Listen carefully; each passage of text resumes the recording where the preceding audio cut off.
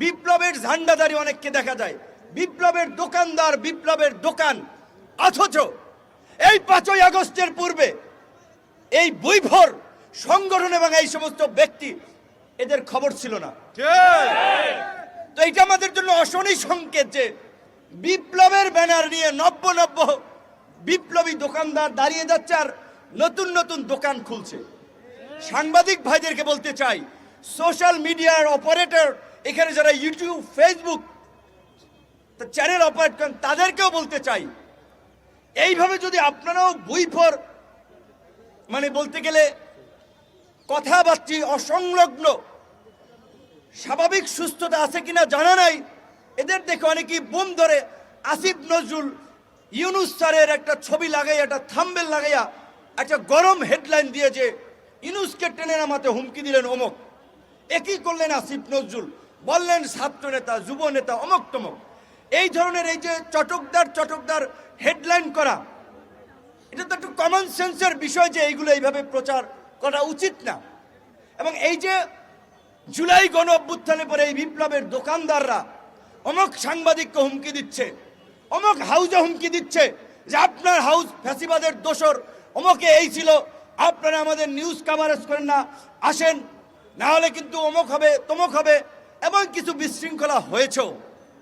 এই বিশৃঙ্খলা এবং অতি উৎসাহী কর্মকাণ্ডে পরিষ্কারভাবে আমাদের বিন্দুমাত্র সমর্থন নাই। আমরা বিনয়ের সাথে অনুরোধ করব, সাংবাদিকতার বাইরে একজন নাগরিক হিসেবে এই সমস্ত বৈভর ব্যক্তি এবং সংগঠনের কর্মকাণ্ডকে আপনারা উৎসাহিত করেন না।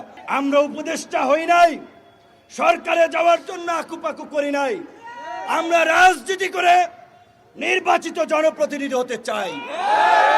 এই সরকারকে পরিষ্কারভাবে বলেছি, একমাত্র রাষ্ট্র পুনর্গঠনে, সংস্কারের প্রশ্নে একমাত্র গণ অধিকার পরিষদ ব্ল্যাঙ্ক চেক দিয়েছে। আপনাদের যতদিন লাগে ক্ষমতায় থাকেন, আল্লাহর হস্তে এই যে আমাদের মধ্যে জুলাই বিপ্লবকে কেন্দ্র করেছে জাতীয় ঐক্য এবং সংহতি তৈরি হয়েছে, সেটার দিকে নজর দিয়ে সকলের মতামত নিয়ে রাষ্ট্র সংস্কার করুন। ভদ্রতাকে এইখানে অনেকে দুর্বলতা ভাবে, কাজেই বেশি ভদ্র হওয়ার দরকার নাই। যেখানে যতটুকু করার, যেখানে যতটুকু হাতা খাসানের দরকার, ওইটুকু খাসাইতে হবে এখন। কাজেই সরকার এবং আইন শৃঙ্খলা বাহিনী, প্রশাসনকে আমাদের পরিষ্কার বার্তা, আপনারা সিদ্ধান্ত নিতে হবে 24 ঘন্টার মধ্যে এই চিহ্নিত দুর্বৃত্তদেরকে গ্রেপ্তার করে আইনের আওতায় নিয়ে আসবেন।